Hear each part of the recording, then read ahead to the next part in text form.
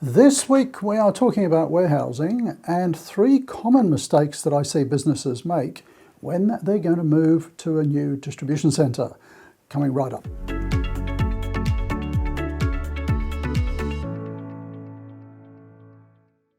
So I've had the good fortune to be helping companies for the last 26 years, I think, in establishing their requirements for distribution centres, warehouses, helping them design them, move and so on.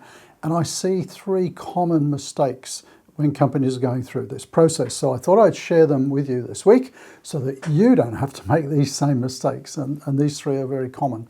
So what are they? Oh, and right at the end, I'll give you some links to other information as well on the channel, which will help you if this topic is of interest. So what are the 3 common mistakes? The very first one, which is probably the most common, is that a lot of companies will come to us, us being Logistics Bureau, and say, oh, we've bought a bit of land, we'd like you to design a warehouse for us. Or they say, we've rented a new warehouse and we'd like you to come and design the internal storage and handling. That's fine. What do you think is wrong with that approach? They've obviously thought, oh, here's a bargain in terms of land or warehouse rental. And I have to say right at the moment, it's very hard to find good land for warehousing and good facilities for renting as warehouses, particularly here in Australia. So what is wrong with that approach? Well, they've kind of got the cart before the horse. The reason I say that is they've probably outgrown their existing facility, and quite rightly, they're looking to upgrade to a bigger facility. They're either going to build it or go and rent one.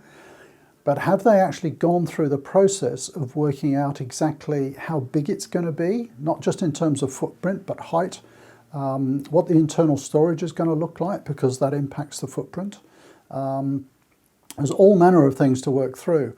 And very often when companies come to us with that question, hey, we've just signed a lease for a new warehouse, come and design the internals, or, we've got this bit of land and we're going to start building, come and help us design the layout. Very often they haven't gone through that process.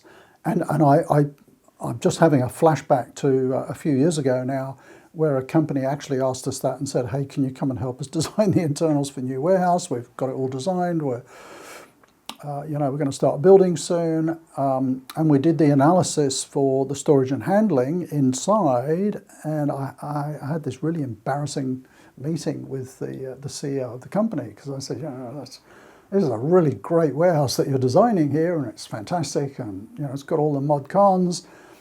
I said, but our analysis of how it's going to be laid out and how you're going to handle the product shows that actually you only need 30% of the space.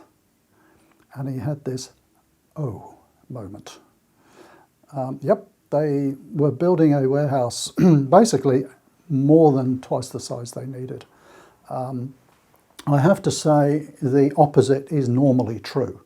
So, we've got one of this size currently, let's just make it, 10%, 20% bigger, without going through that detailed analysis of what you're going to store, what your inventory holdings are going to be, and the picking profile and all the rest of it. You're really guessing. And it's not often the case that just taking what you do now and moving that in terms of operational style and so on into a new facility is necessarily going to be the right thing. So get things in the right order. Don't put the cart before the horse. Think about what space do we need, what sort of configuration is it going to be, before you even start looking to rent a new facility or buying land to build one. That's problem or mistake number 1.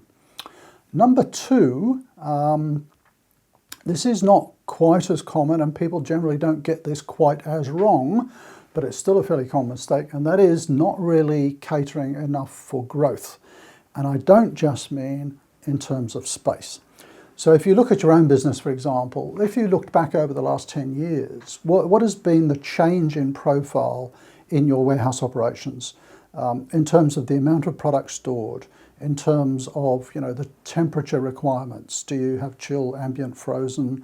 Has frozen grown more than chill? These sorts of things. What about the range of products, the actual stock keeping units, the SKUs? How many?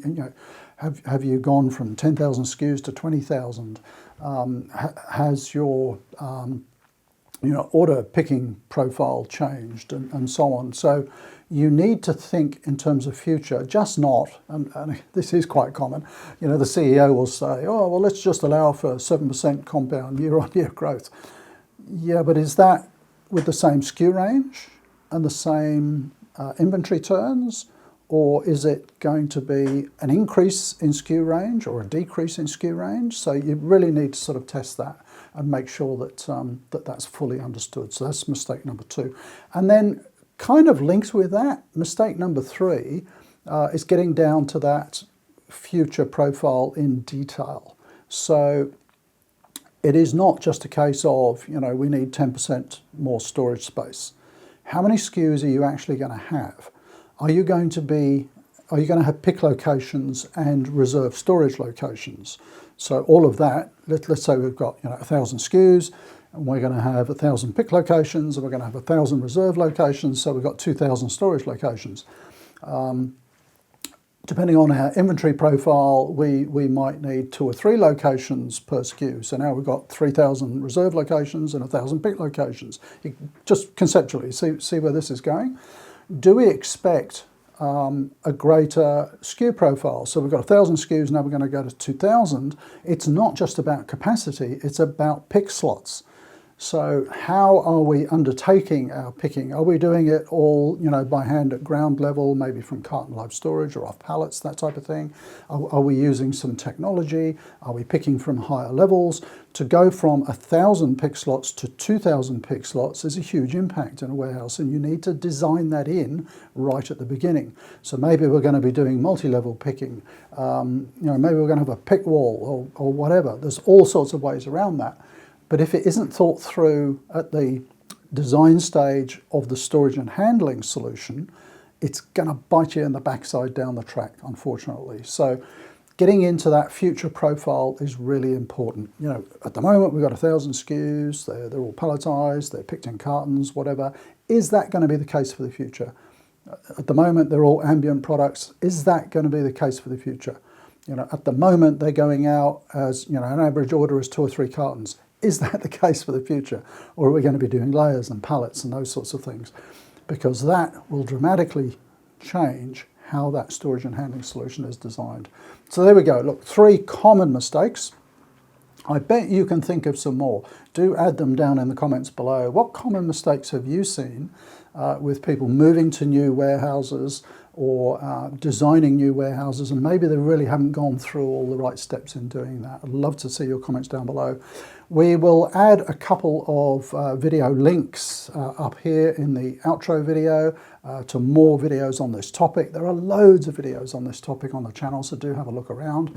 And hey, look, if you need some help actually designing warehouses or working through these sorts of issues, do get in touch. My contact details are down in the description under the video. So thanks for watching, and see you next time. Next time we might even pose the question, do you even need a new warehouse? That's an interesting one. See you next time.